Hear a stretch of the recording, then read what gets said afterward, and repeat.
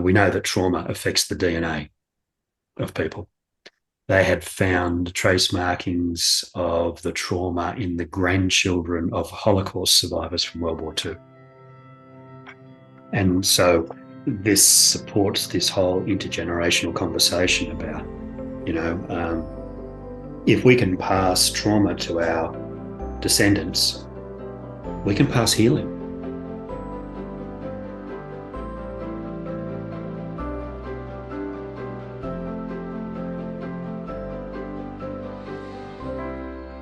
Hi everyone, thank you for coming. Welcome to the Soul Shift series. I'm here with Pete Smith. Hey Pete. Hey Mike, good to be here again. Looking forward to another great conversation. There's a lot going on in the world, and I see that as my opportunity to hold space for what's happening in the world. Sure. And I'm just filling into that a little bit because I can feel the universe in a state of flux. What do you think about all of this? I don't know if you've paid attention to things like Dolores Cannon and stuff like that, saying that the whole world's shifting right now. What do you think's going to happen? I have absolutely no doubt in my mind that we're shifting to a new level of consciousness. No doubt in my mind whatsoever. And I know you feel the same.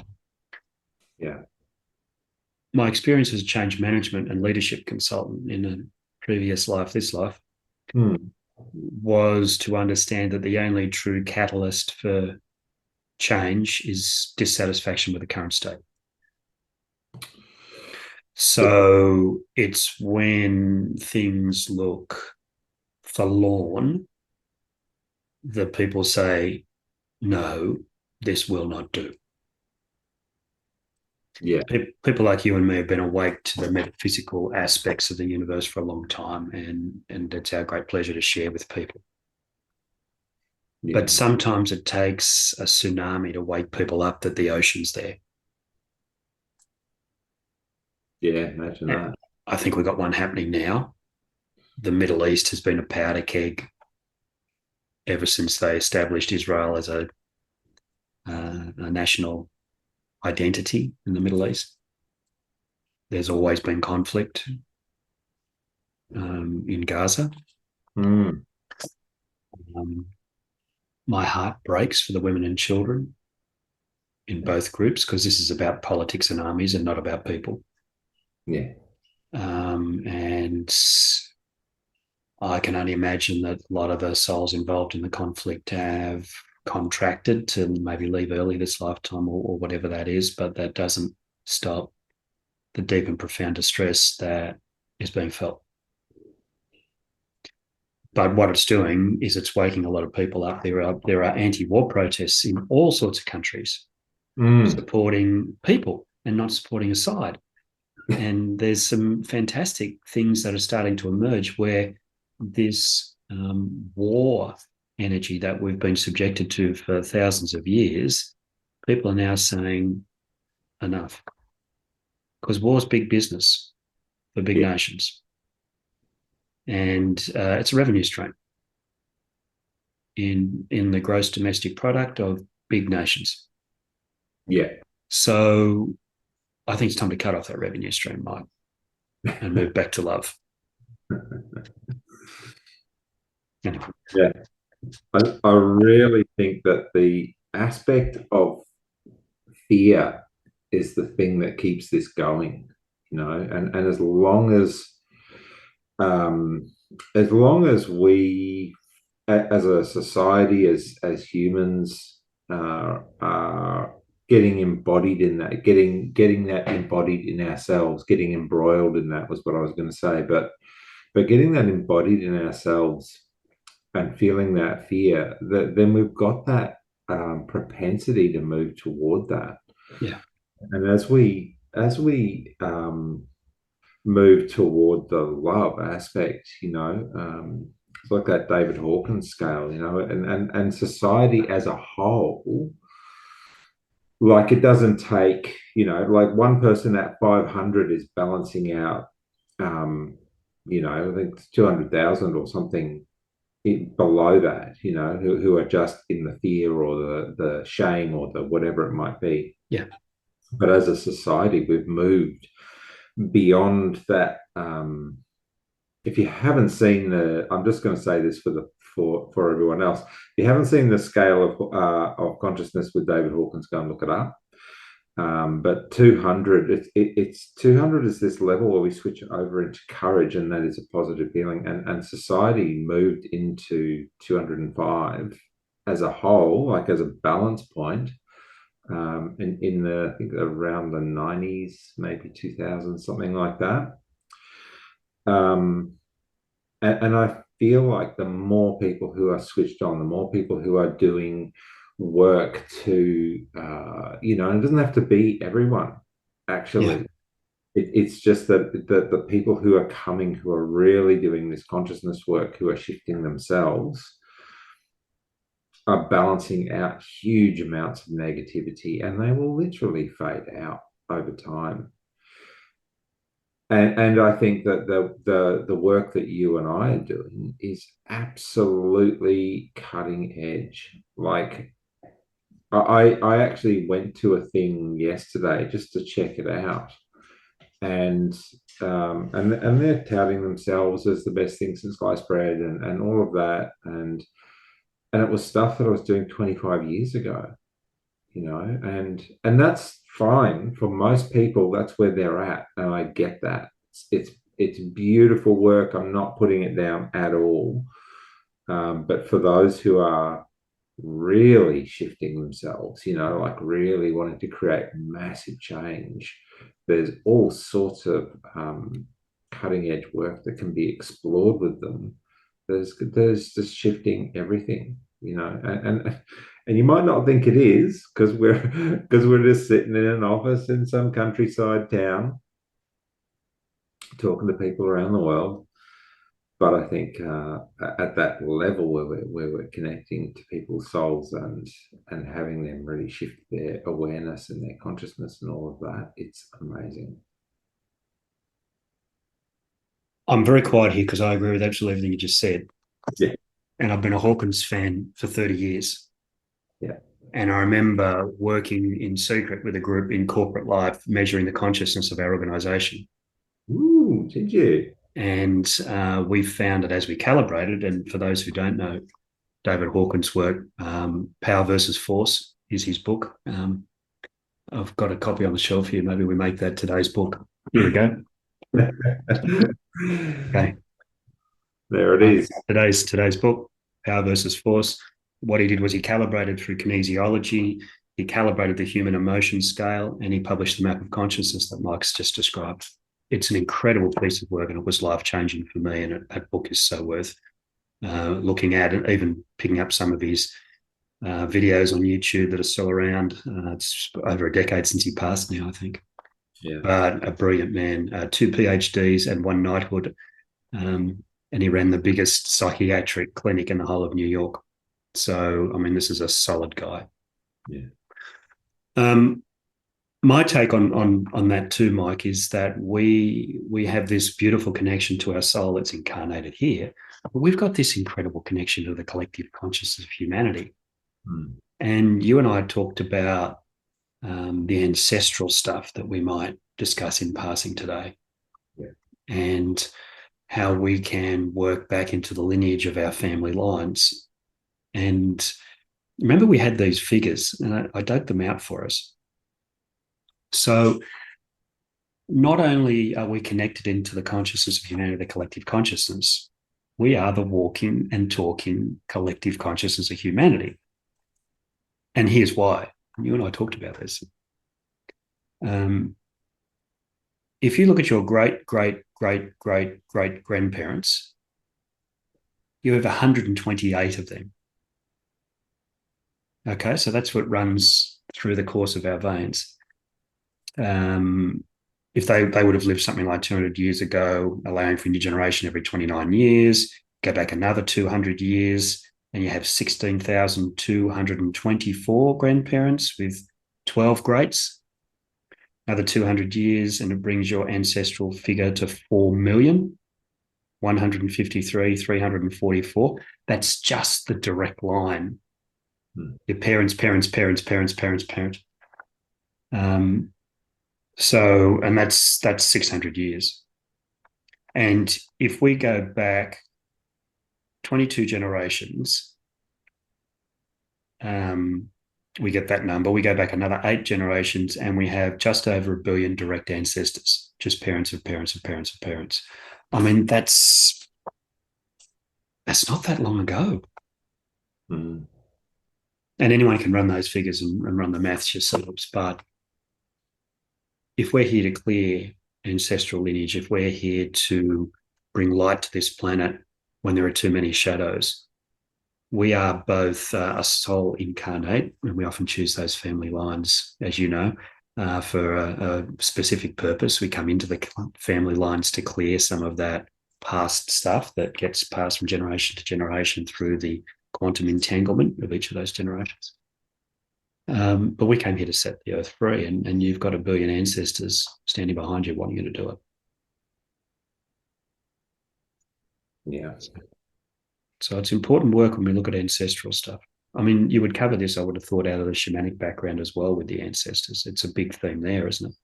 Yeah, it is. I mean, we certainly didn't go back that far, but yeah, it's totally there, and those things that show up in the family, like not every person has gone into a family to necessarily heal something. Not every family has loads of things to heal. However, lots do, and and at some point those things are passed down both psychologically but also physically. Like doing the body work, we saw things come out that were generations old. Doing breath work, we saw things come out that were generations old.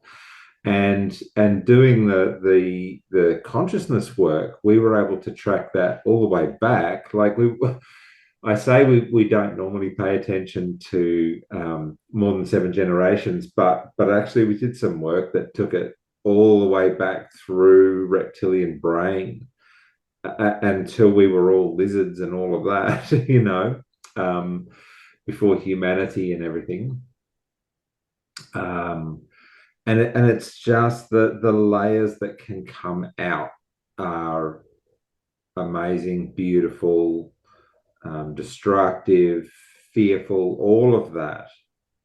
And so being in that space where we really make ourselves available to just be present to what shows up in that moment, and then allow it to shift in its own time, but in session, in group work, that sort of thing. It's fascinating.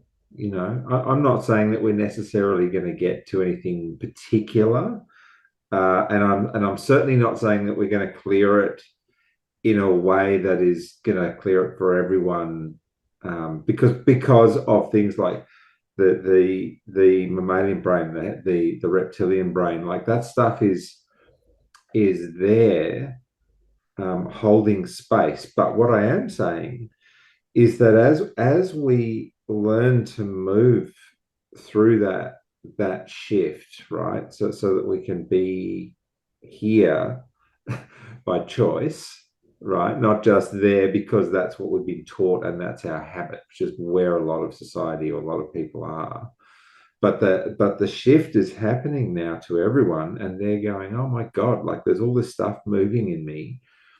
And that's a really useful thing to know, to be able to bring people consciously by choice into that space of, actually, I'm here now with this in operation. And now what does my life need? What am I looking at from this perspective? And when you're looking at it from that perspective, you also have this, and we're jumping the gun by saying this, but we also have this opportunity to look at it, from the level of spirit too, right? Yeah. With all of these chakras that are happening, and this happens a lot, but when we go out, through the aspects of all of that humanity, and really connect to the soul, to the part of us that is perfect, that doesn't need fixing, that is just here to explore, to play, to seek opportunities in a way that are it is wanting to experience. And we look Yeah. back and go, oh, it's time to move some of these things on, and from that perspective, then we have this opportunity to just go, okay, we are creating the future ahead of us right now through the choices that we make and where we come from in making those choices. Mm, absolutely. And I like what gives me great heart is that we're part of something greater than ourselves, Yeah. and that there's a cosmic tapestry of which we're part of that knows more than we do. And for me, that helps me know that we are supported and we don't have to find all the answers ourselves. Yeah. And there's been plenty of sessions over the years where I've simply surrendered to spirit and the answer has arrived simply because I asked. And I think the universe does that. And when we then take that one step further, we believe the client has everything within them that they'll ever need. And we hold that space, then the journey goes where it's meant to, because spirit knows more than we do. And I see ourselves often as advocates for the greatness that our client is, rather than someone's got to sit there and tick off the boxes and do the problem solving and all that sort of stuff that they teach you in cognitive behavioral therapy circles, that you Yeah. will give you all of these techniques and you have to find the answers for your client. I think it sets us free from that burden when we simply take this broader view of the clients and of ourselves. Yeah. Yeah. It does. And we talked about resonance in our first chat, and that's resonance, to sit in resonance and then allow that to seep into the client. Yeah, and invite them to resonance. That's it. That's it. I like that aspect. Not many people teach this, Pete, but I know you do. We're sitting in resonance ourselves, and then just holding the knowing Yeah. that that is where the client is ultimately. Like they're not necessarily aware of it. They come in with all of their bits and pieces and their things that are moving and their fears and doubts and whatever it might be. But in holding the knowing that they are actually great, the opportunity for them to step into that, to awaken to that, is so much higher. And I think that quantum entanglement aspect that keeps coming in, where clients come, whether that's face to face or digitally, doesn't matter. Like the universe doesn't matter. Not is not a problem for the universe because we're all everywhere. But when that quantum entanglement kicks in and we're just sitting there holding the knowing for that client, that person, it just allows them to truly go, whoa, what is really going on here for me in this moment? And shift to that place where they're seeing themselves from that higher knowing, is what I was going to say. Yeah. The beauty of that is they may find themselves sitting in the presence for the first time in their life with someone who doesn't see them as broken. Yeah. And if somebody's been told they're broken all their life, or they feel they've been broken, or they've taken on the fact that they're supposed to be broken, these are all the things that people hold in their energy fields that just are simply not true. Yeah. Because we're all a spiritual masterpiece moving through this landscape, waiting to remember who we really are. Mm. And once you remember, there's no going back. Yeah.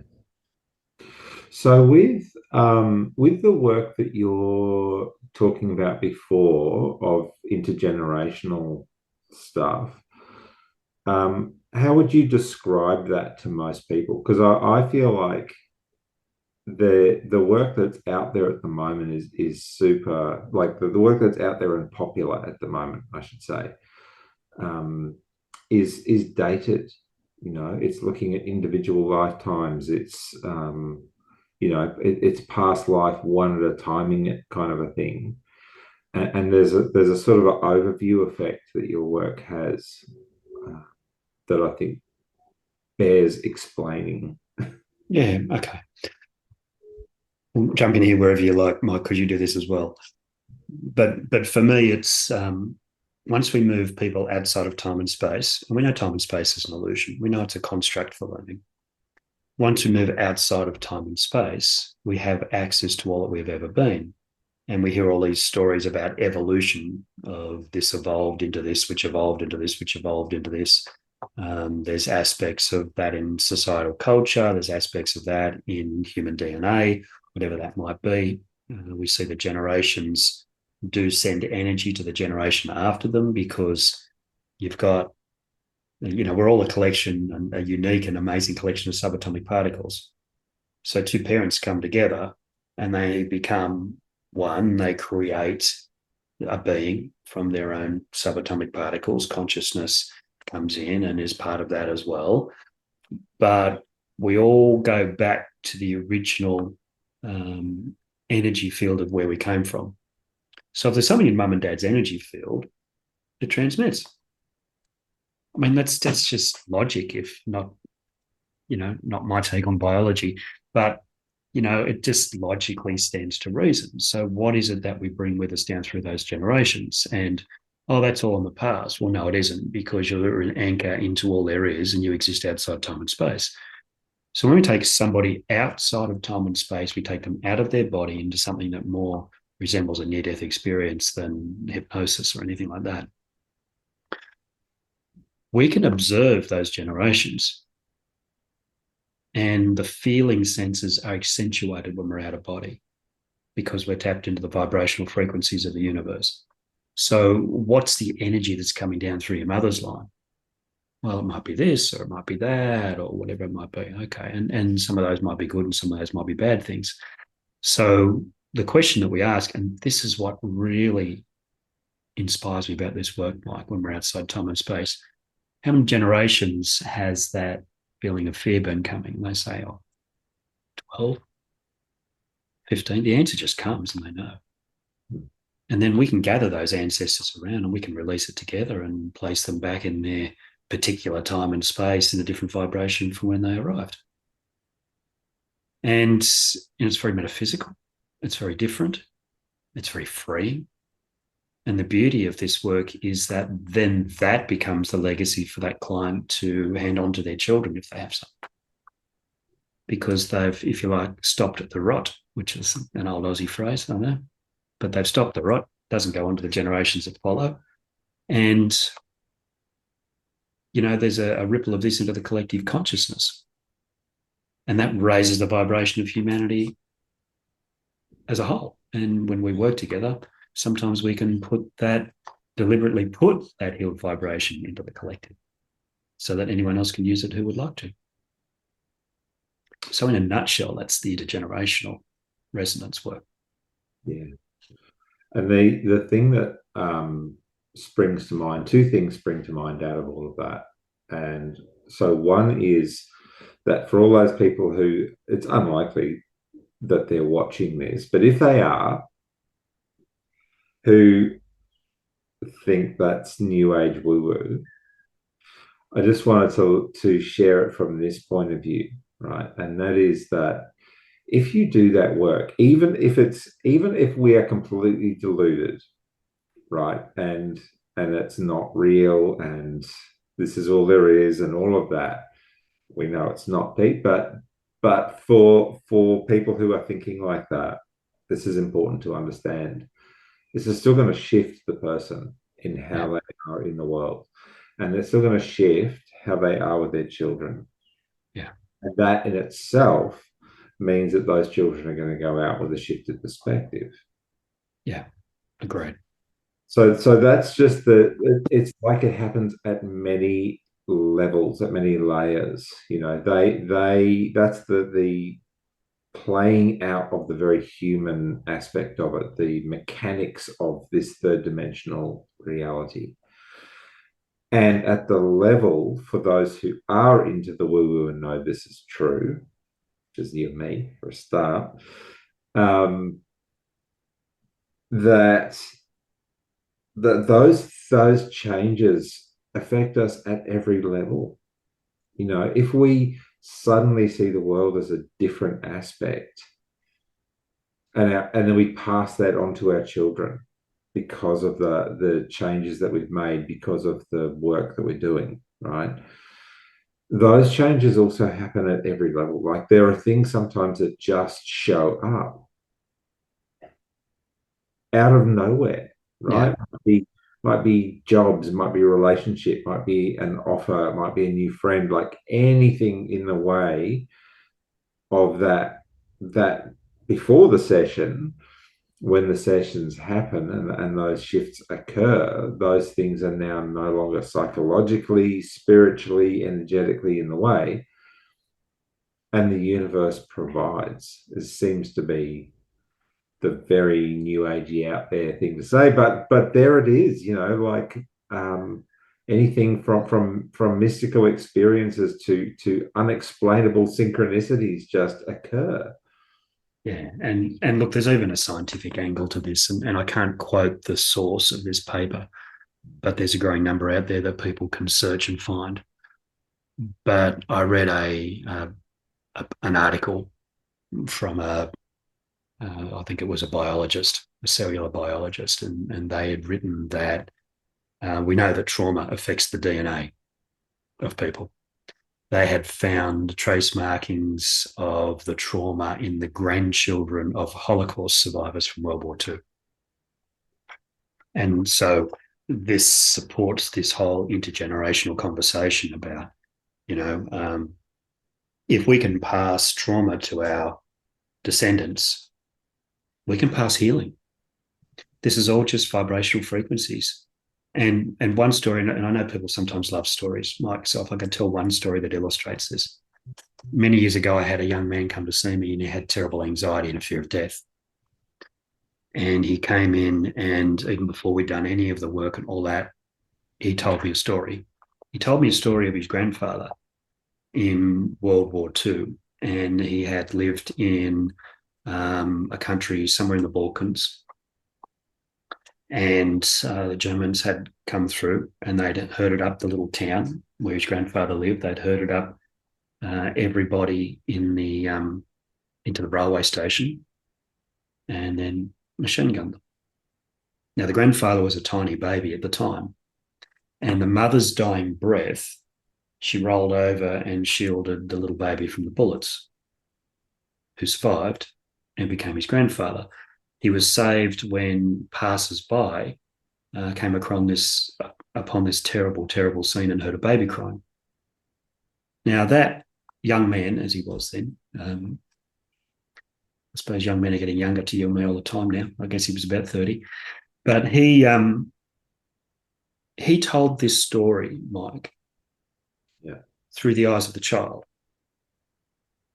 He didn't say, oh, this happened to my grandfather. This is the legend. I heard about this from the people who found him, all that sort of stuff. He was living and he was describing that entire story and was deeply and profoundly distressed and told the story and got it all out of his system for perhaps the first time in 3 generations and on behalf of his grandfather. Now, I was really touched and moved by that conversation, and I just let him talk. I let him get it out of his system. We did some work on the back of that was really successful for him. And I think a lot of that was from the courage he had to actually share that story. But he was telling his story. He wasn't telling his grandfather's story. And some people say, oh, babies don't remember that sort of stuff. Well, you know, I mean, we've taken people back with memories before they're even born. The formative years don't kick in at 2. They kick in at conception almost. So, you know, but there it is. I mean, there's a story, and that really blew me away and really put me down a path where I said, we've got to look at some of this intergenerational stuff and how we can set people free. Yeah. Yeah. Beautiful. Yeah. And I, it's interesting. So this cycles back all the way back to the beginning of this conversation in a way.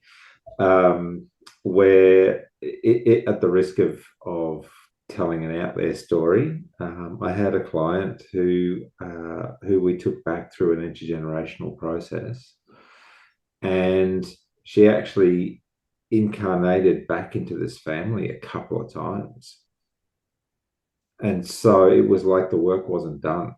Yeah. So she was kind of like, I don't remember exactly the connection we made, but it was like her own ancestor and her own ancestor even further back. Wow.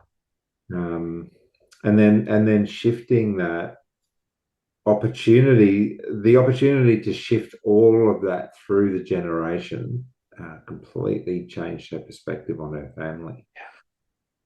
And that aspect of it, I think, like Bruce Lipton talks about the shifting of the DNA, and how that concept is, that we're all our genes is out there, and yet Bruce Lipton goes, no, we are our genes for about 5% of the time, and the other 95% is just the unfolding of who we truly are and what we're choosing for this lifetime. And if we can make conscious those aspects of ourselves that are old, that are intergenerational, um, those things that are passed down through the family lines, um, and just in making them conscious, it's like, oh, there it is, okay, and we can allow it to move, and we can pass the healing down through ourselves to all directions. For those of us that have got kids and maybe grandkids, we can pass it down that direction as well. Absolutely. Yeah, it is. It's a beautiful opportunity, I'm glad we got to talk about this, because it's very much. This is why I think this is so cutting edge, because to me, it's that aspect of there is no physicality. The more that we get smaller and smaller and smaller in how we look at ourselves, like the cells, the atoms, what are atoms made of, like the neutrinos, do you know what I mean? It just gets smaller and smaller, and at some point you just go, there is nothing that is actually physical. There Yeah. is just energetics at play, and the physicality is the illusion. Yeah.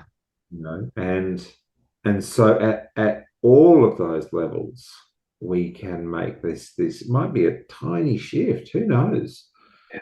but that's all it takes, because that 1% shift here allows us to make a huge distance in a difference in the end result and where we end up. And then, of course, that's predicated on time and space. So when time and space disappear, all of a sudden we have, boom, something completely different. Yeah. And that's the holographics that the universe is based on as well. But I mean, everyone will tell you, a quantum physicist, a Reiki master, and anybody in between will tell you that the universe is the infrastructure of energy. And I feel it's consciousness that brings it to life. And we are energy and we are consciousness. So put so much within our grasp. Now, I'm going to do one last ad for the book, Power versus Force. Yeah, there it is. David Hawkins. This is his first book. He wrote a lot. His last one was Letting Go, just before he let go and rejoined the universe. But that was a life-changing book for me, and it sounds like it was for Mike as well. So, Mike, I'm going to throw to you for a hint or a tip or something that you can offer the people who are listening. Yeah, That might be helpful with this. I think the best thing is to pay attention to what you're called to do. And I say that with this caveat in mind, that we are called to a couple of layers of things.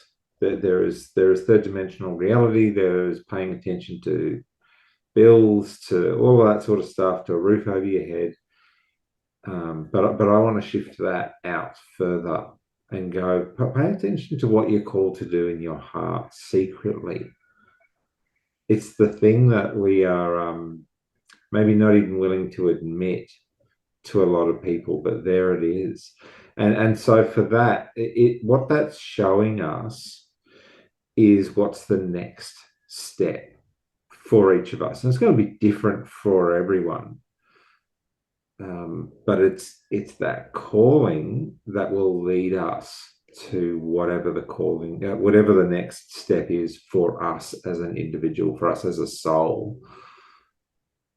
And that might be, you know, anything from breath work that I did 25 years ago to you know, what is cutting edge and what we find cutting edge in the world, you know. And really that, well, this is why I suggest that, because I do want to explain this. Excuse me.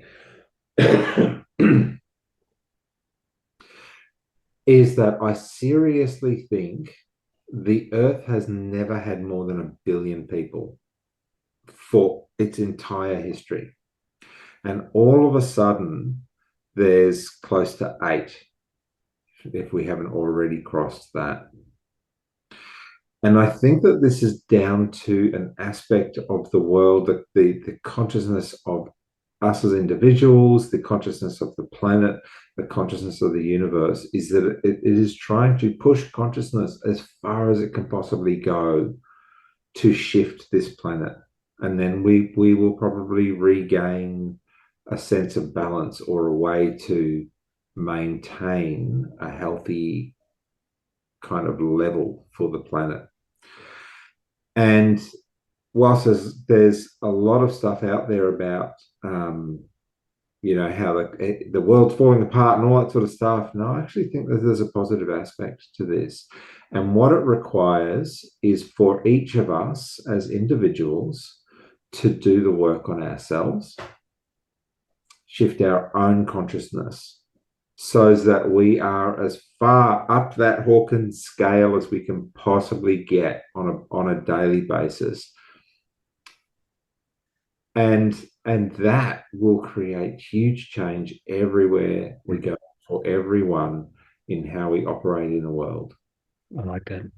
You know, be the ripple effect you want to be in the world. Yeah, beautiful. Yeah.